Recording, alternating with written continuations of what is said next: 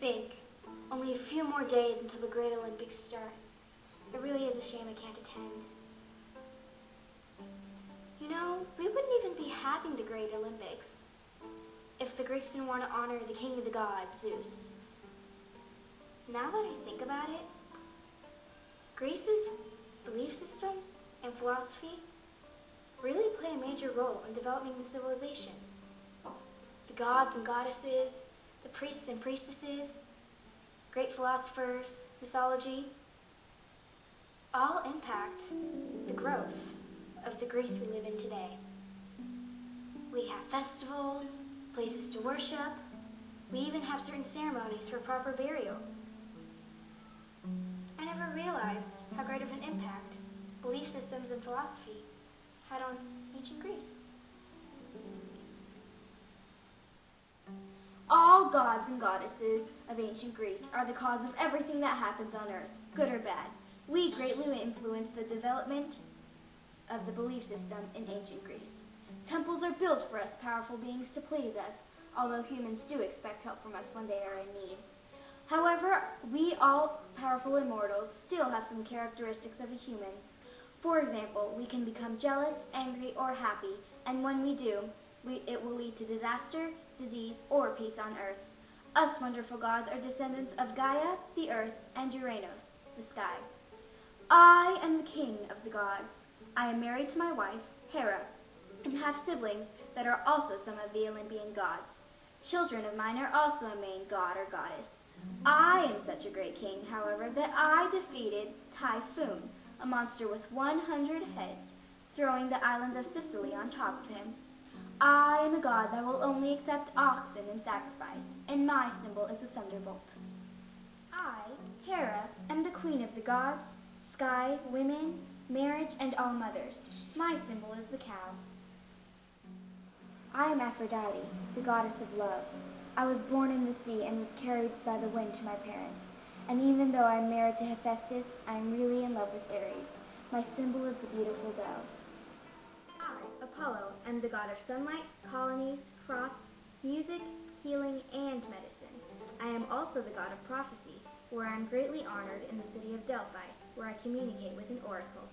I am the twin brother of Artemis, and I can foretell the future. My symbol is the lyre. I am Ares, the god of war. I, Artemis, am the goddess of the moon, wild animals, purity, and birth. My symbol is the bow and arrow. I am Athena, daughter of Metis and Zeus. After Zeus swallowed my mother while she was pregnant with me, I burst out of my father's head prepared for battle.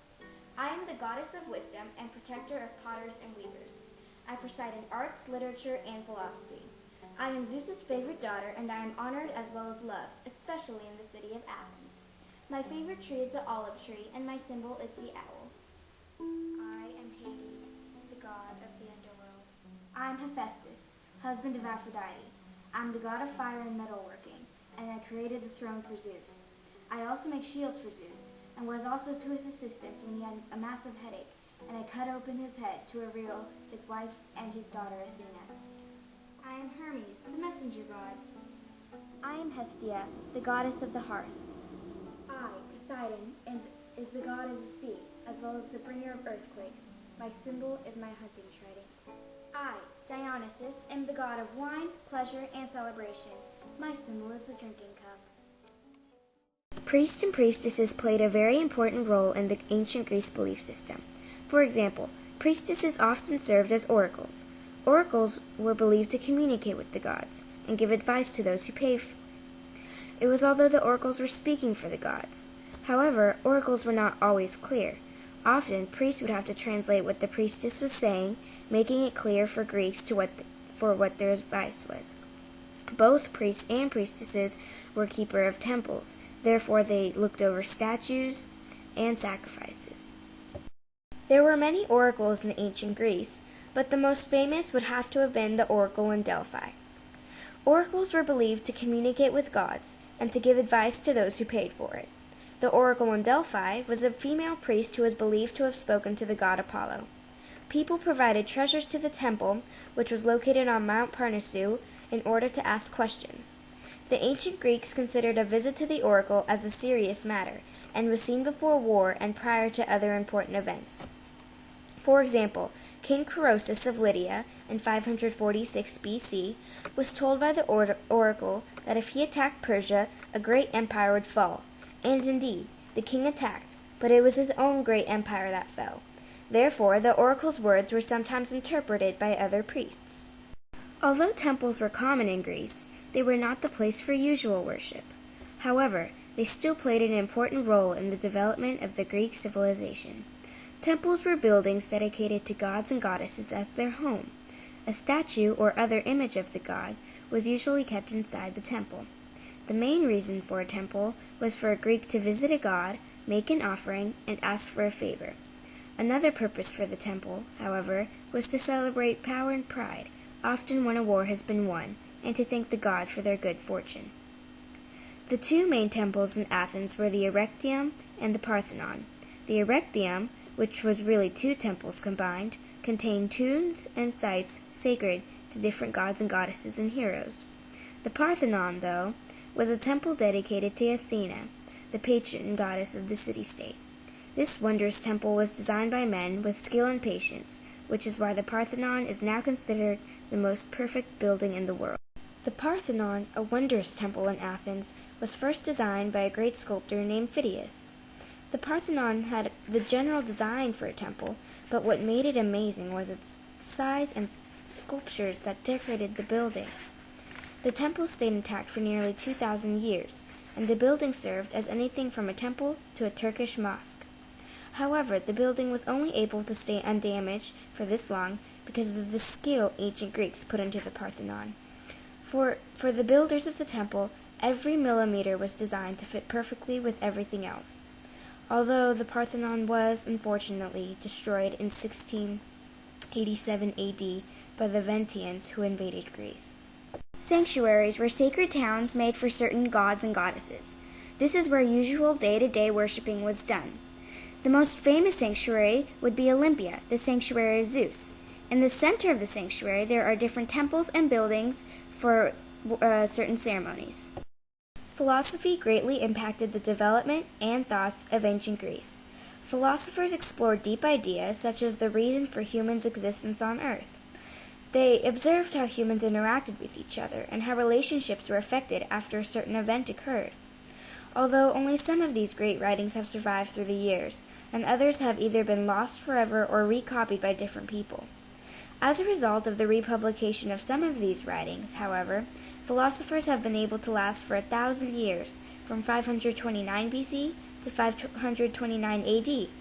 And even though philosophers still had a strong belief in gods and goddesses, they thought that humans had the right to be free and to come up with their own ideas.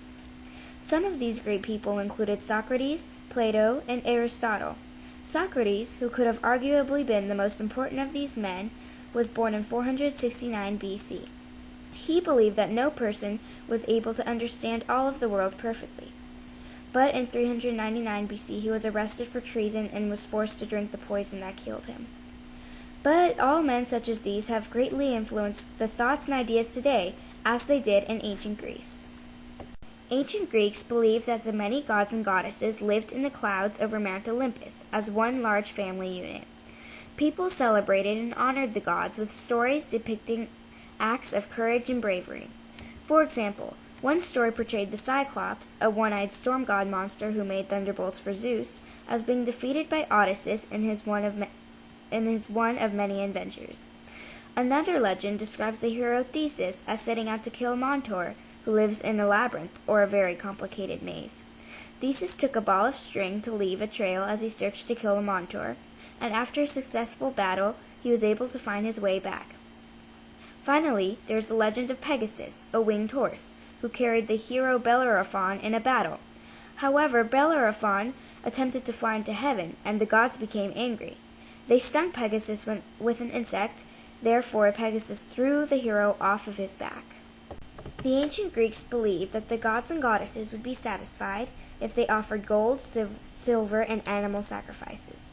Therefore, the Greeks held festivals which included these sacrifices, and games hoping for protection from illness, abundant crops, and other favors in return from the gods and goddesses. The festivals primarily took place once per year, however some took place every 4 years, such as the Olympics. The primary focus of all of these festivals, however, was to communicate with the gods. The Olympics, possibly the most important of all ancient Greek events, was established as a religious festival in honor of Zeus, the king of the gods. The first Olympic Games took place in 776 BC in the town of Olympia, with the only game being the foot race. Over time, other events such as chariot racing, wrestling, boxing, long jumping, and javelin and discus throwing were included. The winners of these events were awarded garlands of olive trees and ribbons to be worn on their arms. Winners were also treated as heroes in every city-state, and gifts were also provided when they returned home. However, women were not allowed to compete in any of these games, and married women were even forbidden to attend. Throughout ancient Greece, many festivals honoring the gods and goddesses were conducted. The festivities began with a procession which included music and singing through the streets and leading to an animal sacrifice at the altar located outside of a temple. A priest would oversee the sacrifice of an animal, with various animal parts being burned as offerings to the gods, and the remains would be eaten. This practice was hoped to please the gods. Due to difficult and harsh lives, people in ancient Greece often died young. Men usually died in battle, and women during childbirth. Ancient Greece believed that the kingdom of the dead was located deep into the earth, therefore people were buried. Cremation was also practiced, with the soul depicted as a tiny winged person, and it was believed that the cremated body rose up to become one of the stars, waiting until rebirth into a new body. Greek funerals, however, were very dramatic. As a sign of grief, women cut off their long hair and placed one of the locks with the dead person. Women also tore at their cheeks until blood ran. The deceased body was laid on a couch with its feet facing towards the door in order to ensure that the spirit would leave. The funeral was held on the 3rd day of death, after the body had been washed, anointed, wrapped in a shroud, and garlanded. A wreath was placed on the body's head, and mourners wearing black robes followed where the bodies were buried outside the city walls. Tombs were usually decorated with pictures of feasts, and the deceased's favorite items, as well as food, were placed in the grave. Additionally, some graves were marked with a stele according to the status and gender of the deceased. Dionysus, a god who died and was reborn each year, provided the ancient Greeks with hope of a new life.